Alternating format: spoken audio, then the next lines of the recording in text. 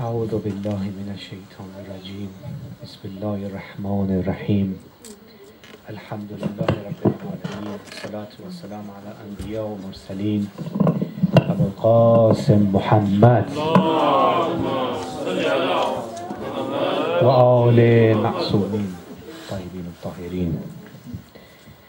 Dear brothers, dear sisters, Assalamu alaikum wa rahmatullahi wa barakatuh. This is an honor for me to be among you. For the first time, I am delivering a lecture in Scotland. And inshallah, for this time of Muharram, we will take the opportunity to not only learn more about the message and the legacy of Imam Hussain alayhi salam, however, we need also to learn how to reform ourselves. And I think the message of Imam Hussain alayhi salam is a message for humanity, not only for the Shia. However, we need to be able to communicate and transmit this message for the humanity. I would like to, for the Shabe Muharram, it's not Muharram tonight, Muharram will be, first day will be tomorrow, but tonight is the preparation and introduction of Muharram. And basically, I would like just to give you an introduction of what I will speak about for the following nights, inshallah. Each night I will speak about a topic based on the moral and ethics in Islam, which is one part of the message and the legacy of Imam Hussain alayhi salam. And if we follow this message, we will see a change in our own life. We will see a change, a long-term speaking for the next generation, and also you will understand a little bit more what is the meaning of being a follower of the Ahlul Bayt. People travel around the world to find something, and it was a very nice teaching of one alim in Qom, and he was explaining that people are running away from themselves. Why? It's because they try to find always something better, a different place, a different time.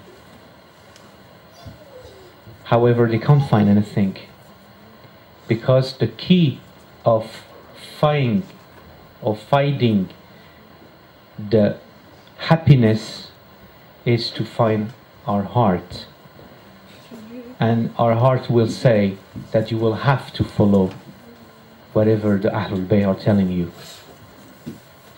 And unfortunately, arrogance and many other factors, people are away from the Ahlul Bayt. This is amazing that Muharram is the month that many people became Shia. Many people are choosing to reform and to be someone else. Some people believe that Ramadan is the month of purification. However, I believe that Muharram is the month or the time of purification, even more than Ramadan. Why? It's because of the message and the key of Imam Hussain alayhi salam, which is the message of Amir al-Mu'mineen Imam Ali alayhi salam, which is the message of Prophet Mohammed sallallahu alayhi wa sallam. And this message is the wilaya of Amir al-Mu'mineen. The wilaya of Amir al-Mu'mineen is even more important than anything else. And I will explain to you why during this month or this time. Also, we speak about purification of the soul and the message of Karbala. The soul, we have one soul, we have one nafs, but it's divided into different aspects. We have the good one and the bad one. As Imam Ali alayhi salam said, you have to tackle the bad one, and you have to emphasize and work on the good side of your soul. And working on your soul, it's even more difficult to do any kind of jihad. It's very easy to speak or to fight by with word or anything to people who doesn't believe of what you believe. But it's very difficult to fight ourselves, among ourselves. And again, going back to our heart, we'll understand that even the biggest men during history couldn't even understand 1 epsilon of what happened in his heart. And the message of Ashura is the key of how to open our heart and how to understand ourselves and how to tackle the bad side of our soul. We live in a society, or any society in the world has the same kind of problems, that we try always to blame others, and we believe that we are getting away from being a good Muslim or being a good Shia. However, we shouldn't blame the society. We should blame ourselves and our heart. Because anywhere in the world you are living, it doesn't matter. You still have Imam Hussain in front of you. You need to follow his message. It's universal. Doesn't matter where you live. And when do you live? Because even before the coming of the Imams, the prophets, before the Imams, were getting lessons from the holy Imams. Some people, they might find it very difficult to understand, because we are following a certain type of limitation through times. However, we should know that the Ahlul Bayt are not limited to any space, to any time. They are timeless. And in other words and other periods of this frameless, or this frame of this space, the Imams always existed. And that is the reason why we emphasize of Muharram, because Muharram is crucial. It's the only time that our heart is become birth once again, or I don't want to use the word of purification, but I want to use the word of charge, like a battery. You charge again and you get prepared to start your own discover of your own heart. Also, I would like to speak for the youth, because as I said, tonight is just an introduction. I won't do a proper lecture. But for the youth, it has to be clear that if you are coming here, even if you might think it's maybe boring, or maybe you have better things to do, somewhere else, but your coming here is like you are following the path of Imam Hussain. It's like Imam Hussain was calling you and was asking you, are you coming with me traveling into Kabara?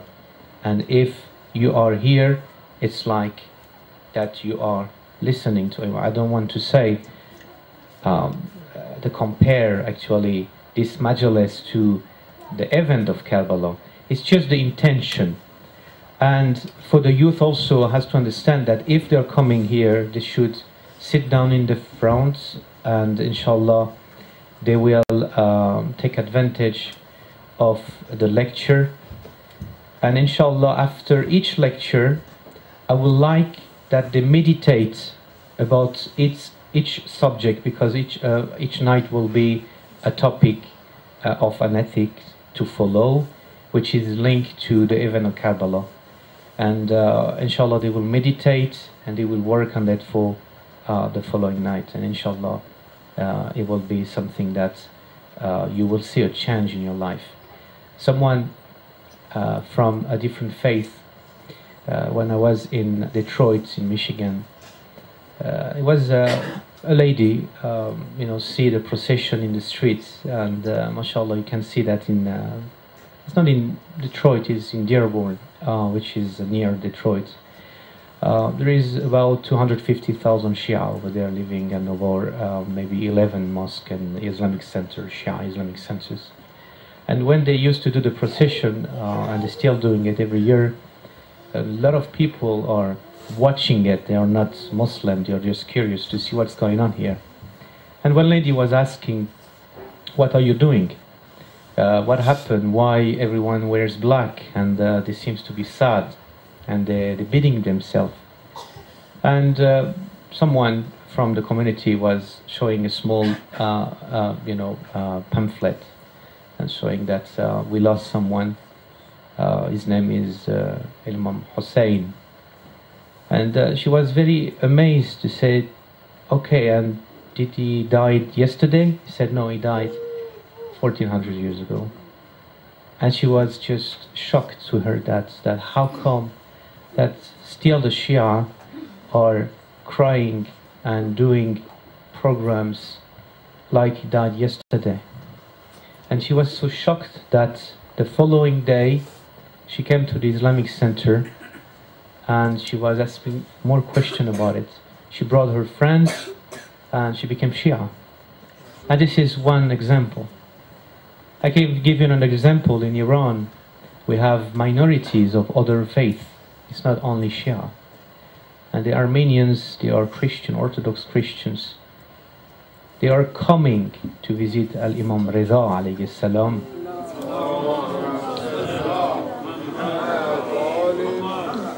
And they were crying behind the shrine of Imam Reza. And when we asked them, why are you crying? He said, for us, it's like following the legacy of Jesus, of Isa alayhi salam.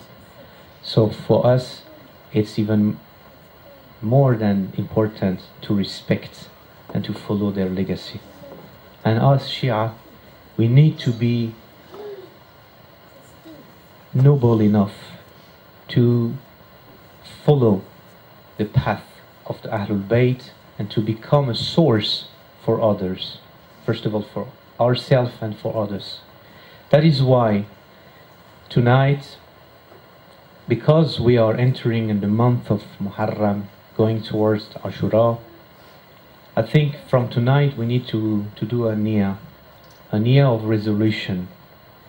We need to change ourselves, to do a list with ourselves. We don't need even 2 minutes, 10 minutes, 15 minutes every night before going to sleep. You want to use your iPad, you want to use a notebook, just write down the thing that you need to reform, starting by the big needs, such as I've stopped to lie to my uncle, or I stopped to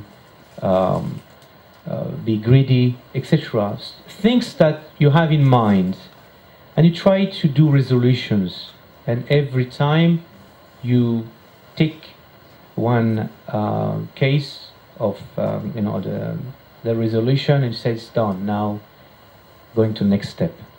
And if every night you think 10 minutes, 7 minutes, I guarantee you the following day your day will be very different, and you feel the difference in your own life. And then also don't forget to read the Ziyarat Ashura every night, especially from tonight. By reading it, I mean by feeling it, not just reading the words. If you don't understand the Arabic, it's no problem. You can listen in Arabic, but then to read it, the translations, and to meditate, you don't need to read it fast or to read the whole text.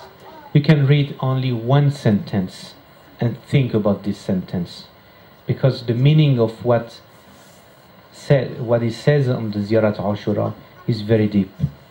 And I think we need to meditate even more than one day to understand even one word of what it says on the Ziyarat Ashura.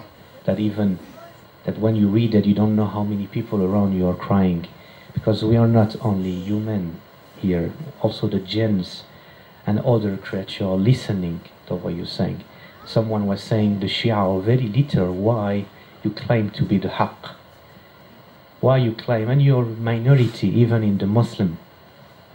They don't understand that أكثرهم لا يعقلون. The majority of human beings are not even using their brain. They don't think. They're just following whatever their parents are telling. They don't even know why they are here on earth. And also, don't you know that don't have only human being here, we also have jinns. If you want to compare the number of Shia, if you want to count the jinns, I think we are more than anyone else.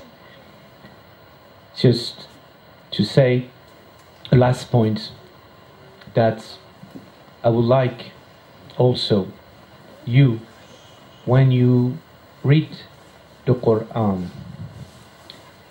as inshallah everyone does that every single day before sleeping in the morning, you think about the message in the Quran. The Quran is very clear. The message is only for the well-being of the human being. It doesn't teach you anything which harm you. It doesn't harm you. It teach you how to be someone to go towards perfection. Because when a human being, and the goal of to born and to live in this world is to be perfect.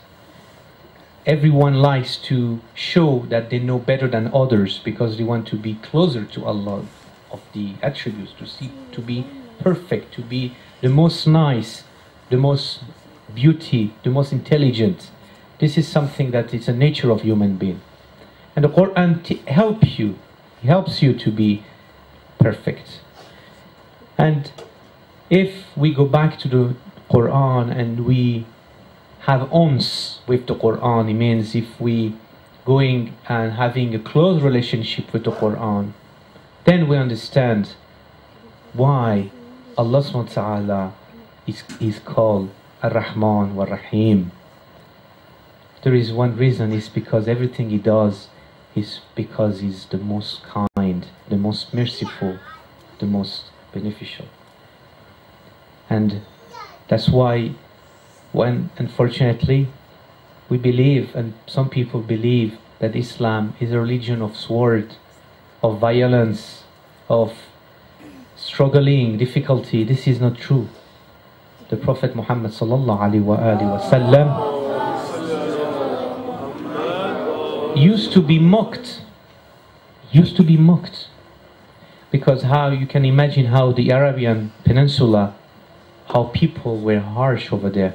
They were brutal. They were killing their own daughter. They were doing things that we can't even imagine that a human being is able to do it. But the Prophet Muhammad was always smiling. He was very soft and kind. That some people believe he was an angel. And he had to justify himself, that I'm not an angel. I am a human being like you. And all of the Ahlul Bayt the same. They were very kind, very nice. Because Islam is a religion of peace, is a religion of kindness and understanding and tolerance. This is the essence of the kindness par excellence. Is the only religion that teaches you the mercy and how to behave as a human being. Other religions, it's not to compare with other religions, but you can understand that if they are practicing whatever Islam is teaching you, it's because they heard or they saw or they read things about Islam, but they are applying it. So it's the month of Muharram, the month that we have to show our own color, our own identity, and the identity of what we are lovers of the Ahlul Bayt. And by showing this identity is to show the true color of Imam Hussain alayhi salam. The true color is not wearing black. I don't say don't wear black. Yes, of course, we can wear black and to show sadness like we had a sad event in our family. But it's to show that the banner of Imam Hussain alayhi salam is in our heart, and we are here to spread the message of love, the message of peace and sincerity. And inshallah, from tomorrow, which is the 1st of Muharram, we will have a different way of dealing with ourselves. And if you have any question, I will be at your service. Assalamu alaikum wa rahmatullahi wa barakatuh.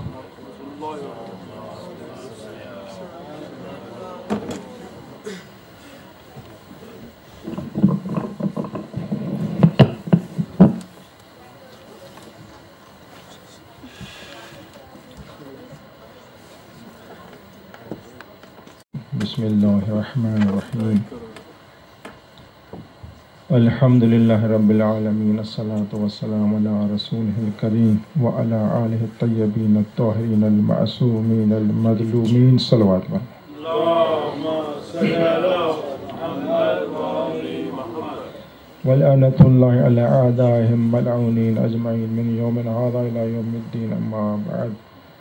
فقد قال الله تبارك وتعالى في كلامه المجيد والفرقان الحميد. بسم الله الرحمن الرحيم. يا أيها الرسول بلغ ما أنزل إليك من ربك إن لم تفعل فما بلغت رسالته. صلوات پر محمد. اللهم صل على محمد وآل محمد. بہرحال مناسب تو نہیں لگتا، لیکن حالات کی مجبوری کی وجہ سے مولانا کے بعد پڑھنا پڑ رہا ہے.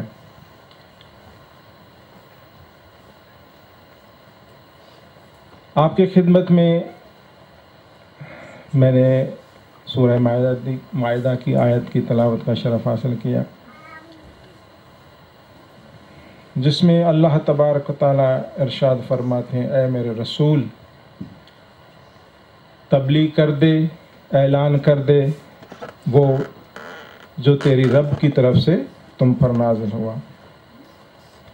اگر تم نے یہ فعل نہیں کیا، یعنی یہ پیغام نہیں پہنچایا، تو ایسا ہے فما بلغت رسالت، تم نے کوئی بھی رسالت کا کام نہیں کیا. یعنی ولایت امیر المومنین علیہ الصلوۃ والسلام، اللہم صلی علی محمد وعلی،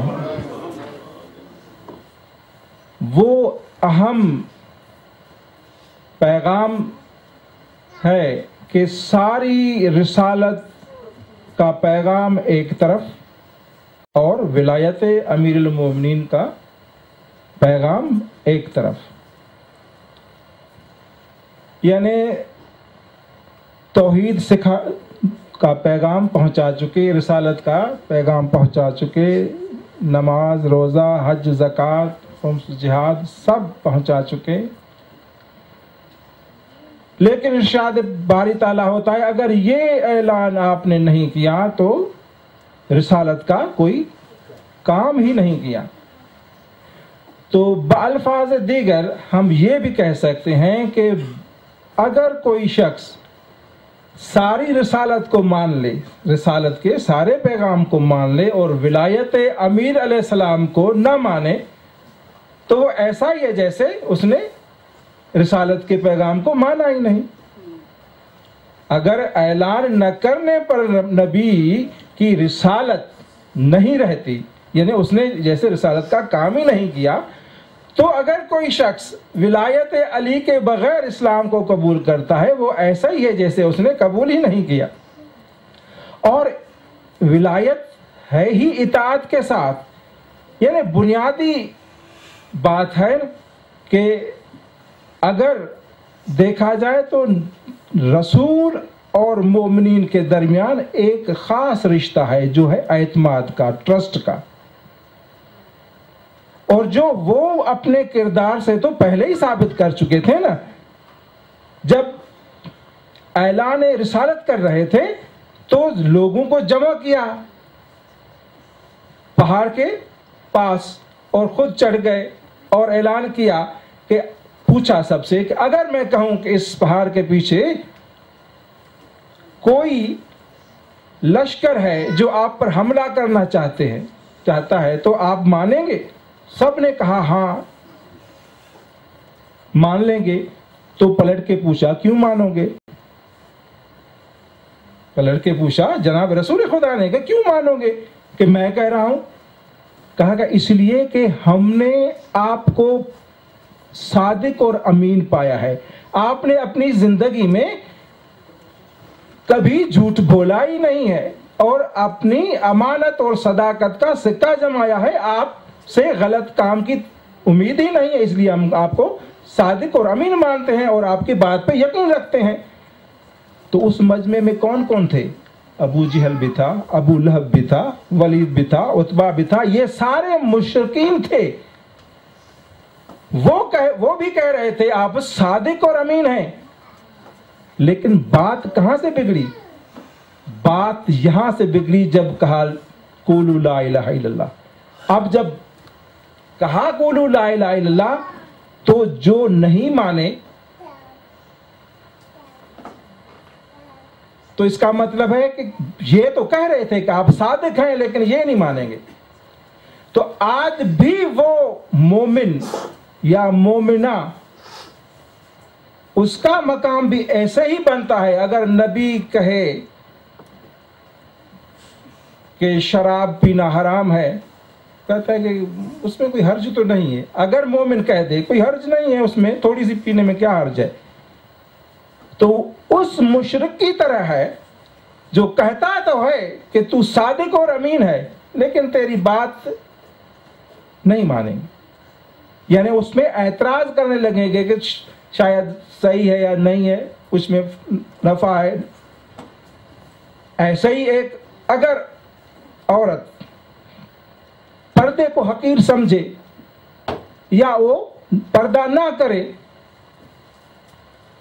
اور کہہ دے کہ اس میں کیا ہے, کوئی فرق نہیں پڑتا, میں بغیر پردے کے حسین لگتی ہوں, خوبصورت لگتی ہوں, معاشرے میں میری عزت ہے, اور پھر بھی کہے کہ میں مومنہ ہوں, تو اس کی مثال بھی ویسے ہی بن جاتی ہے کہ رسول کو زبان سے تو صادق مانتی ہے لیکن عمل سے, دل سے نہیں مانتی, کیونکہ ٹرسٹ نہیں ہے. کیونکہ وہ جو کہہ رہا ہے تو جو وہ کہے وہ مانے, یہی تو ولایت ہے.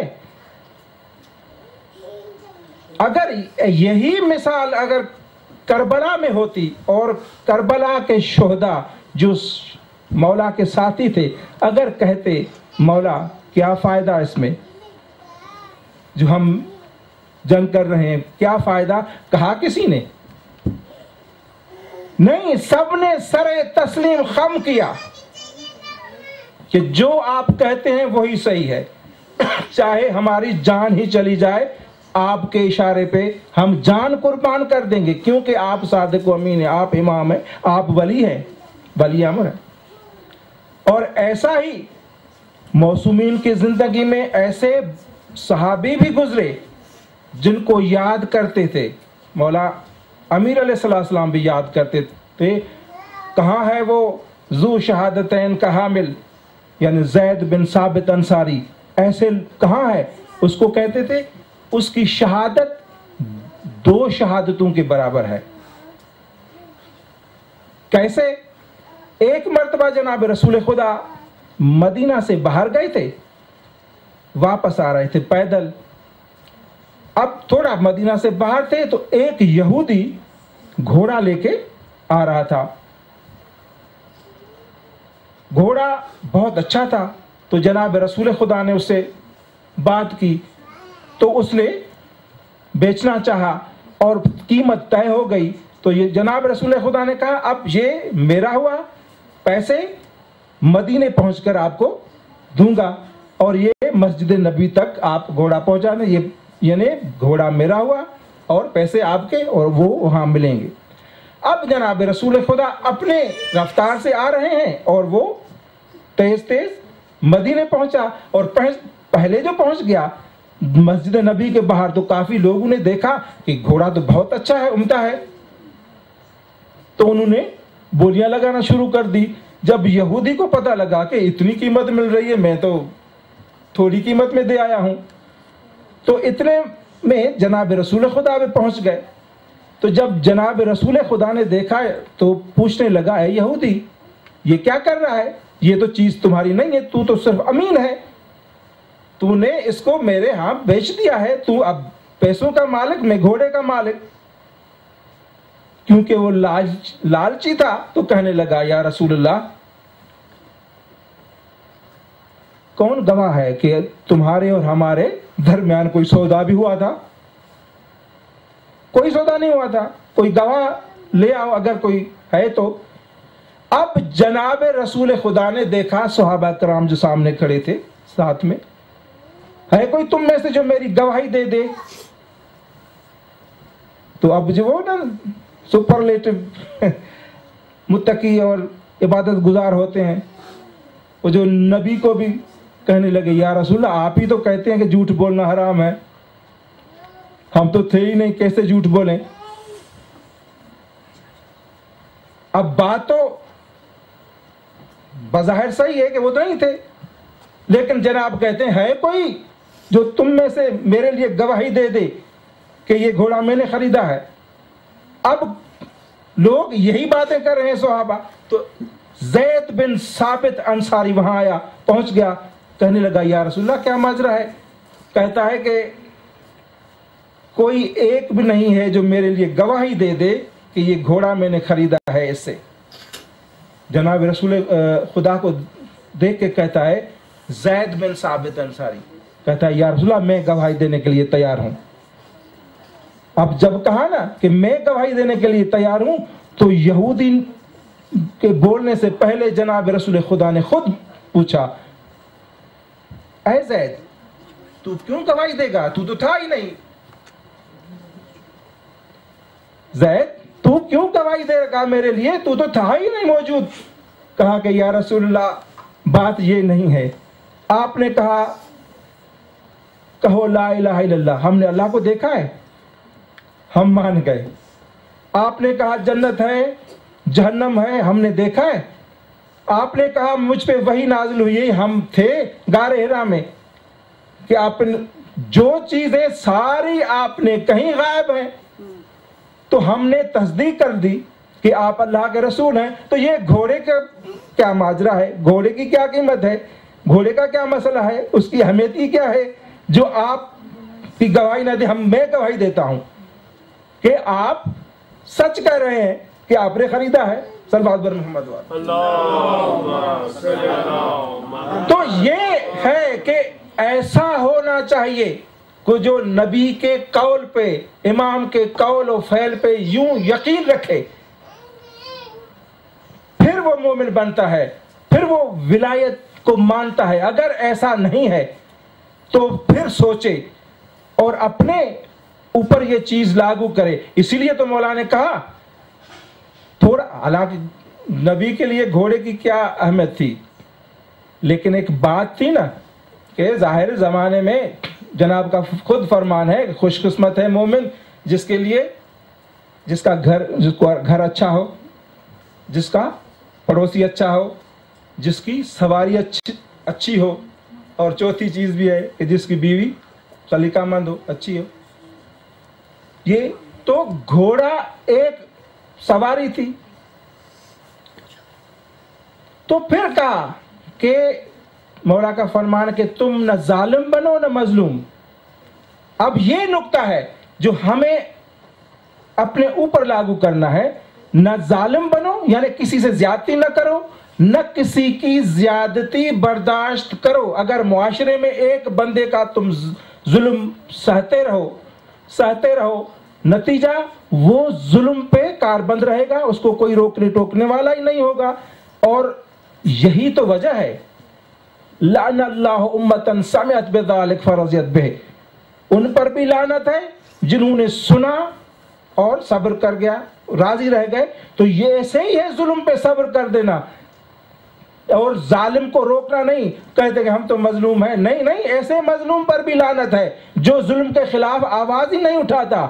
حسب طاقت, جتنی طاقت ہے اس کے مطابق ظلم کے خلاف آواز اٹھانا, یہی معاشرے کی اصلاح ہے. ورنہ ظالم تو اس کی جڑیں تو مضبوط ہوتی چلی جائیں گی نا, اور اصلاح ہوگی نہیں. تو نہ ظالم بنو نہ مظلوم بنو. صلوات بر محمد وآل. بس عزاداران حسین, امام حسین علیہ السلام جب مدینہ سے چلے تو